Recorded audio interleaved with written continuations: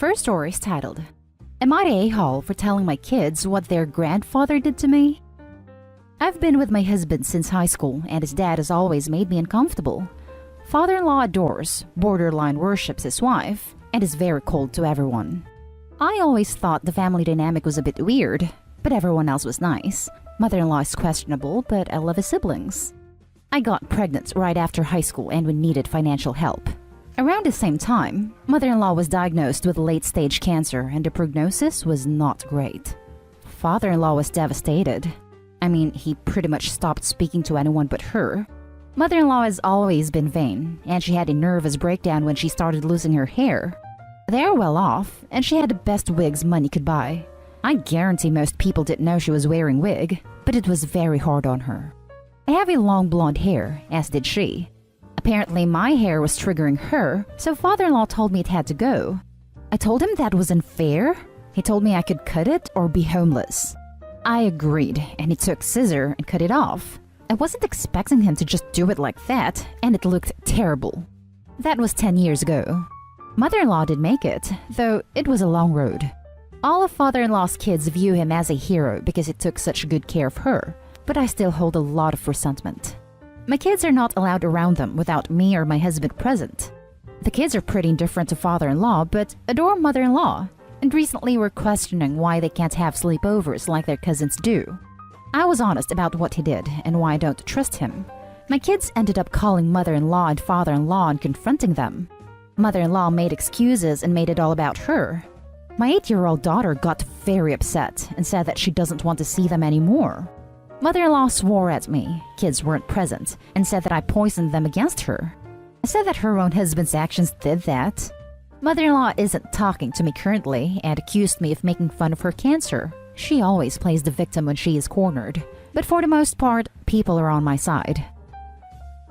Now for the top comments. Not the a-hole. Oh my god. Fairy tale villains have time traveled to the future. Seriously. An evil mother figure who's jealous of the daughter figure's beauty. An abusive father figure who torments a girl for being beautiful. Traumatic hair cutting against your will. They're from the Middle Ages. You told your kids the truth, and they made their own, right, judgment. As they get older, they'll find it more disgusting. Hair cutting against someone's will is very intimate, damaging, personal violation with all sorts of implications we won't go into here. If they both think it is fair and right, why should they care you told your kids? Haven't they proudly told everyone themselves? How they bravely cut a woman's hair despite her objections because the evil witch was jealous? They're not bragging about it? No, because they know it was wrong. If you don't want people to think you're evil, don't do bad things.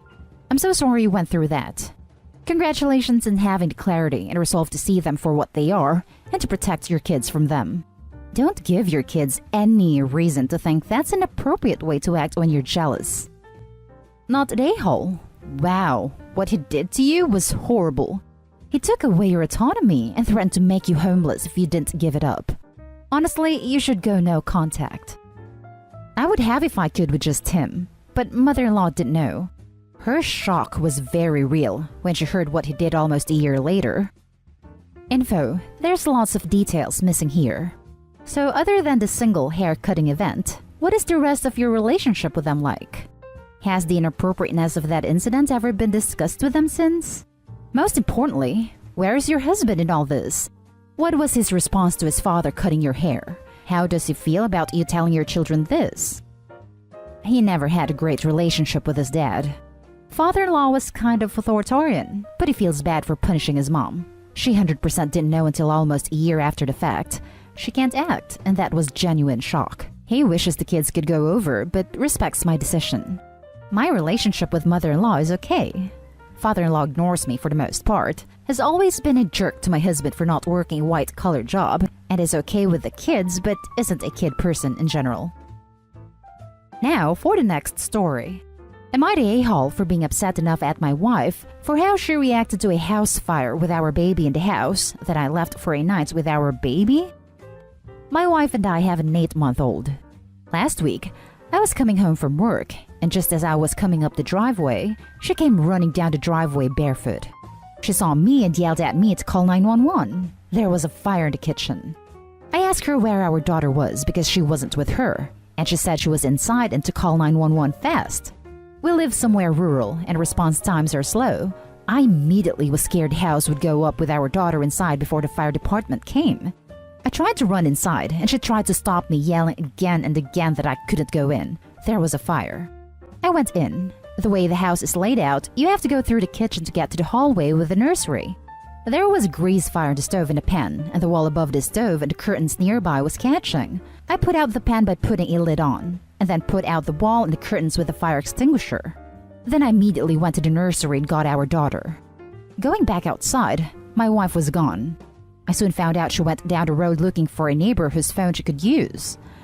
But at the time, and for a while, I was really upset that her reaction to a fire had been to run out without our baby, and to even try to stop me from going inside before the fire department had come. And that she put her in danger by not trying to put the fire out with a lid or baking tray over the grease fire at first, when it was smaller, or trying to use the fire extinguisher. If I hadn't come home when I did, I don't want to think about what would have happened. The fire department showed up, but the fire was already out, and my wife returned too, driven by a neighbor.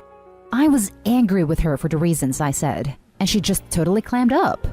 I went to stay with my brother and sister-in-law that night, taking our daughter, and my wife was very angry with me over it, saying the next day, how dare I leave her alone after that? She needed someone to drive her to the urgent care after injuring her feet running barefoot. That upset me even more. That was what she was worried about, not what had almost happened when she ran out of the house on fire without our baby. I've been staying at my brother's for about a week now. I don't know what to do, or if I was in the wrong for being so angry. Am I the a-hole for how I reacted to my wife starting an accidental kitchen fire, then running away leaving our baby in the house? Now for the top comments. BR, aka Beyond Reddit. You need counseling, couples and individual, not AITA. Yeah, agreed. This is out of our pay grade. The damage here is immense and multifaceted. Don't let people here put ideas in your head. You are likely to get drama mongering in spite of how well-meaning and sympathetic they might be. You need to bring in the professionals. For real. When my daughter was about 18 months old, she choked on a nickel. My husband yelled for me to come help, stood there with wild eyes in a white-hot panic and asked me 100 times in 20 seconds if he should call 911 while I was doing back blows. I finally said yes, calling he grabbed his phone, called 911, and ran out of the house leaving me alone with a choking child. He said his plan was to be out there so the paramedics could find our house, which is fair, it's hard to find. But the reality was he just panicked. He handles crisis professionally, but in the moment, with his own child, he just freaked the hell out. I don't feel like I can judge her or you. No a-holes here. But your wife should definitely learn some basic first aid/home safety. Does your town do a survive a live house? Our town does, and I'm sure they would allow a grown-up who needed some general knowledge and needed to gain a level of confidence in handling small emergencies. A first aid class is probably a good idea too. No a-holes here. Your wife sucks in an emergency. That much is absolutely clear, and that needs to be dealt with for sure. That said, she panicked. I don't think it is fair to hold the decisions she made against her in that state, especially considering she followed the textbook rules that are drilled into children from a young age. Get out, call 911, don't go back in. Remember how many times you heard that back in elementary school from your teachers? On field trips to firehouses, and when the fire department came to your school to do a demonstration.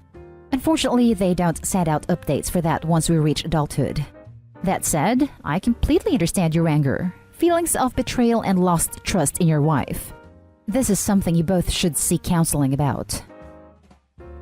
The next story is titled, Am I the a-hole for yelling at my husband for what he did at my friend's mother's funeral? I, 34, have a close friend whose mother died after a long struggle with cancer. My friend expected this, but is struggling to cope. I was there for her from the first hour until the funeral. She's my best friend. We grew up together and her mother was like the mother I always wished for. My husband, 37, and I got ready to go to the funeral. He's a self-employed real estate agent after he lost his position at his previous company. Things have been rough for him for the past year, and unfortunately he is still struggling. He's desperate for work. All he has is this one nice suit and his business cards to hand out to everyone he sees. He was married before I met him. My family don't get along with him, and he claims it's because he was married before me. Anyways, we got there. He was talking to few guests, and I just stayed by my friend's side during the service. My sister came to me, berating me, asking why I brought my husband with me. I thought, oh no, please, don't get started on him being married before. Really, my sister brings it up all the time. I told her to drop it. I looked and saw him talking to guests and thought nothing of it. We went to my friend's mother's house where her family gathered. I went to get a bottle of water, then I came back and saw my husband handing my friend his business card. I was shocked. My friend looked upset. Then I pulled my husband aside and asked what he was doing. He said nothing. He had a client looking for a house and thought my friend might want to sell her mom's house, and so he gave her his business card. I covered my face with my hand from shame and embarrassment. We left because I couldn't dare look my friend in the eyes. I yelled at him in the car and asked him who told him she wanted to sell her mother's house, and why he thought it was okay to hand her his business card on her mother's funeral when she was still crying for Christ's sake.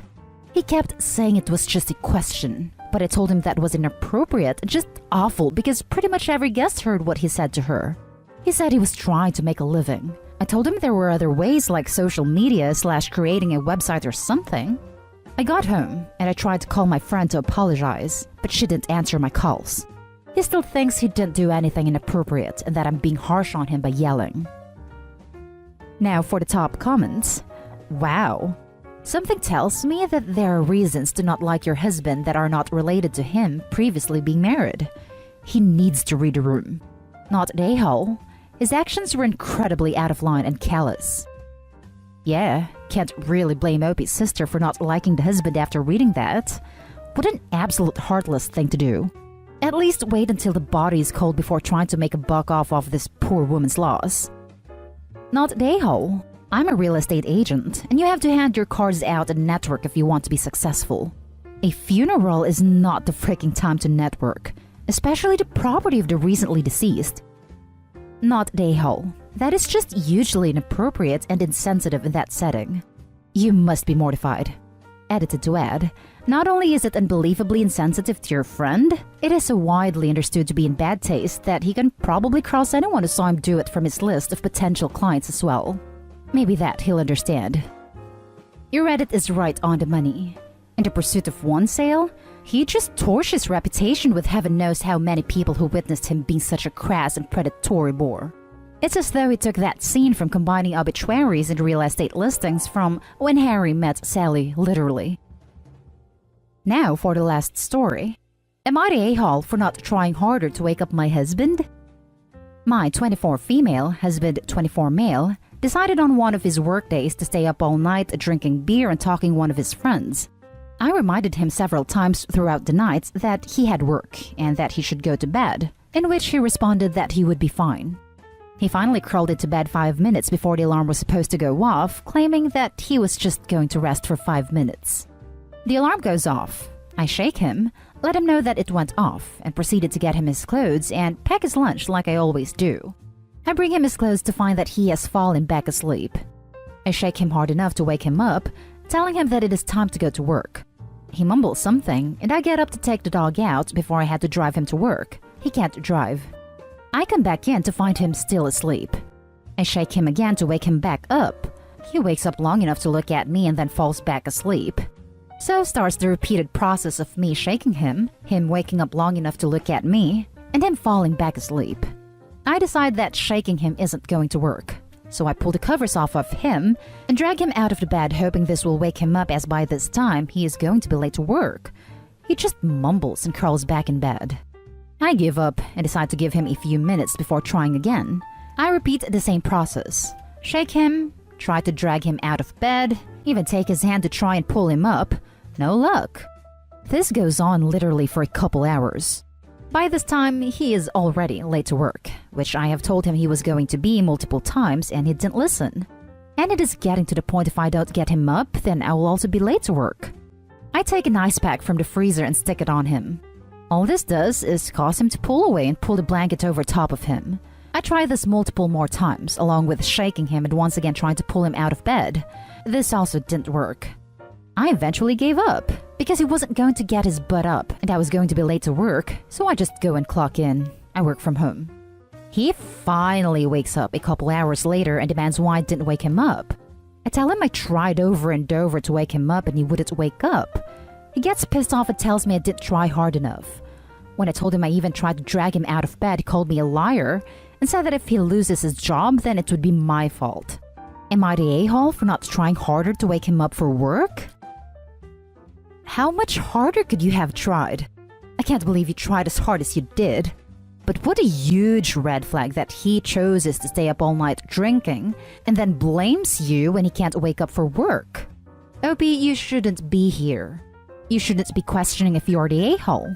Yes, so much. It is not your fault he stayed up late and slept through work. Don't you dare let him make you feel bad, not the a-hole. Also, I'd recommend you stop getting his clothes and packing his lunch. He's a grown man and can do it himself, along with getting himself up for work, not the a-hole. Info: I can't be the only one here wondering if this guy does anything for himself. She gets his clothes for the day, makes his lunch, gets him to work. He sounds more like a freaking toddler than a husband. There seems to be an ever-present stream of women posting about their useless children husbands. And that's the end of this video, folks. As always, leave a comment and hit like and subscribe. And if you want more of this content, turn your notification on to get updated on the latest videos. And I'll catch you in the next one. Stay safe.